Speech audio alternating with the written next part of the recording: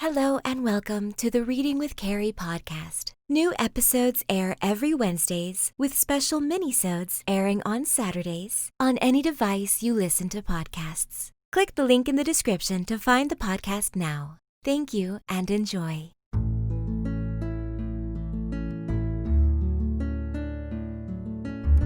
Hello and welcome to Reading with Cari, a mindfulness podcast series that can be used as a sleep aid or to ease your anxiety and relieve your stress. I am your host, Cari Favole, and I am so thankful that you've decided to spend some time with me.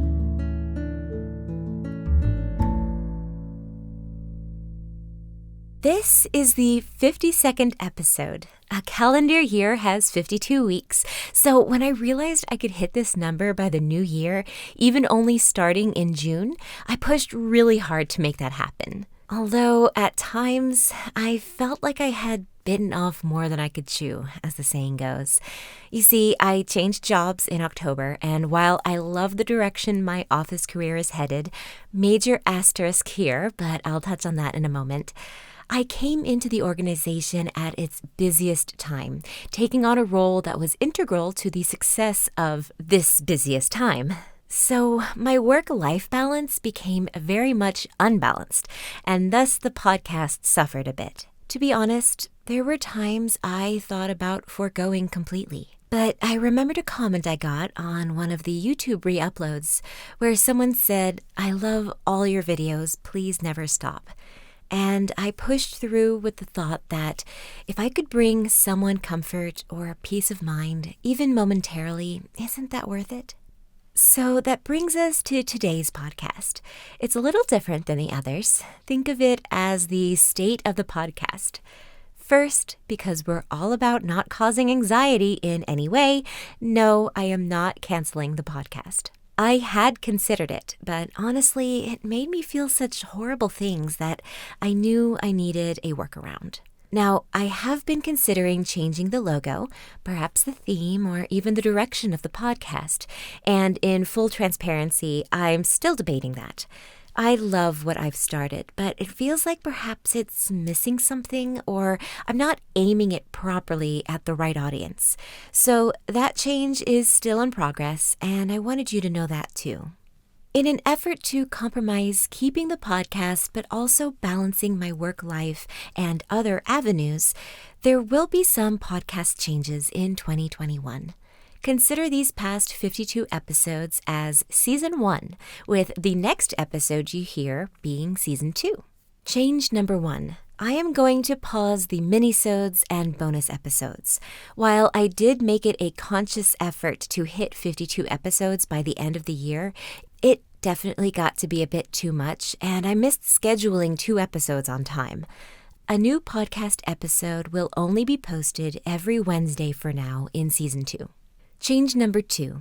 I am going to be honest and open and let you know that I will be pre-recording the intro and outro as well as the meditations. Previously, I tried to record each meditation live, but the editing just eats away at my time on that. Which brings me to change 3. Therefore, I will develop 10 meditations with which we will cycle through so you won't get repetitive content, but I can cut down post-production time. Mindfulness is the core of why I started this podcast, but at the same time, I cannot practice meditation properly while I am leading you through it. I'm not saying that to complain, just to explain. Change number 4. I'm going to hold off on the closing thoughts section of the podcast. I love being reflective and introspective, but I also want to relax you, and I feel if I wake your mind up to deeper ideas, I may be pulling you out of what we tried so hard to lull you into. Instead, we will start with a meditation and end with the story. I am, of course, open to feedback, so if you want the closing thoughts to return, just let me know. And on that note, change number 5. Housekeeping will stay at the beginning of the podcast, but it will no longer be scripted. I will speak from the heart in the truth of the moment, which is the essence of mindfulness after all.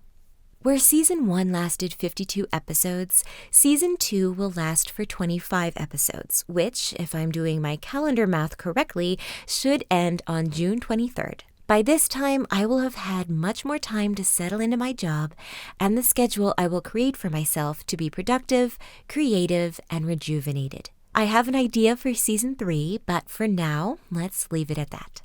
One of my main goals of this podcast was to hit all of the majorly known Disney stories and tell their origin.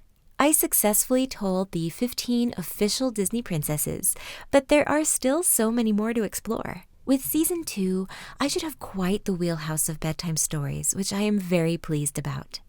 Touching on a different aspect, I had mentioned my office career taking off.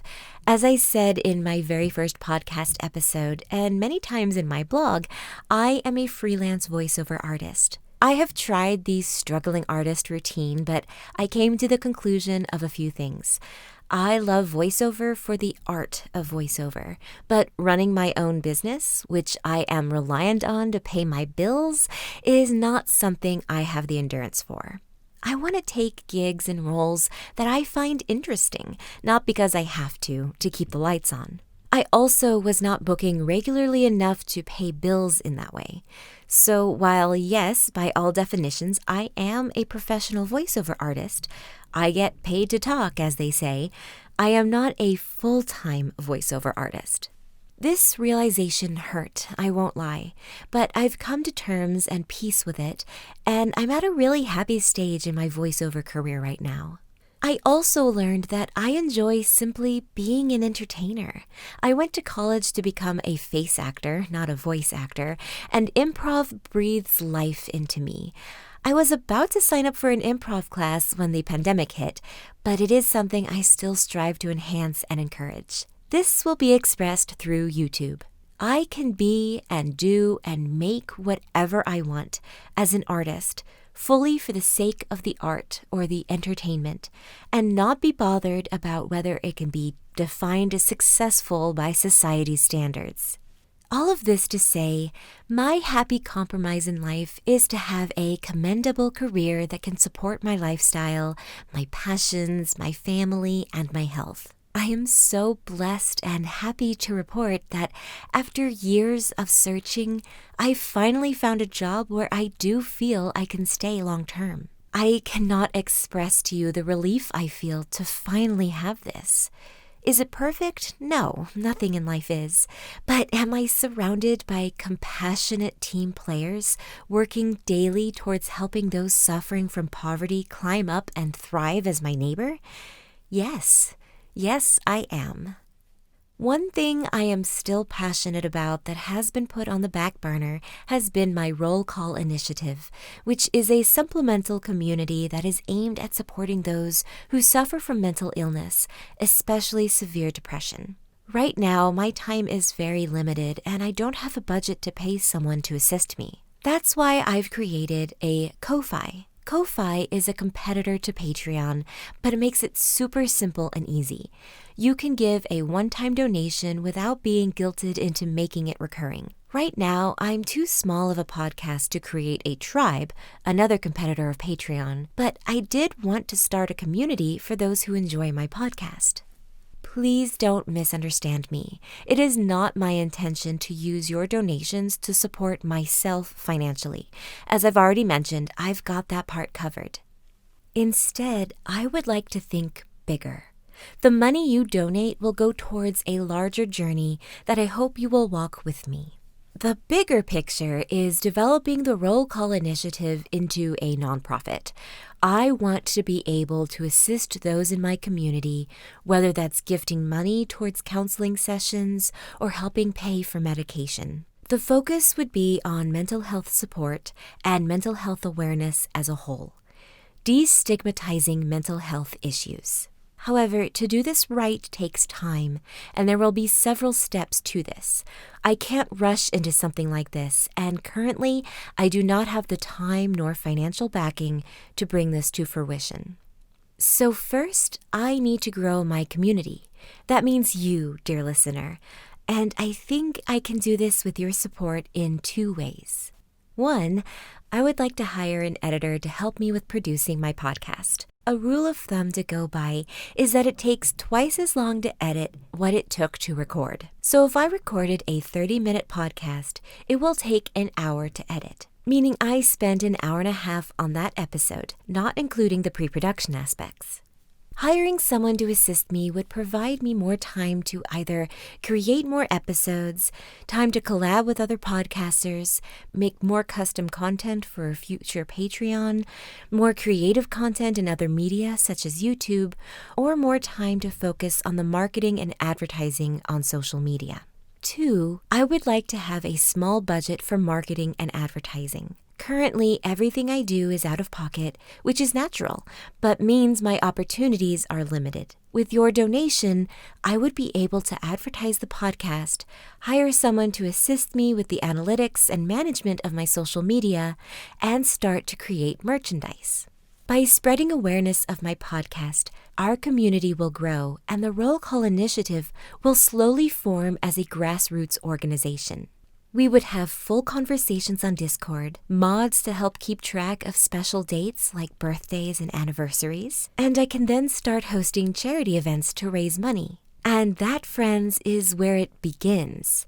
Once I am able to start hosting the Roll Call live streams, I will be able to create a fundraising campaign to raise money for our community. But that would just be the start of creating a nonprofit.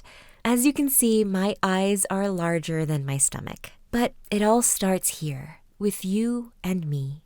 So if you're interested, you can go to ko-fi.com/readingwithcari.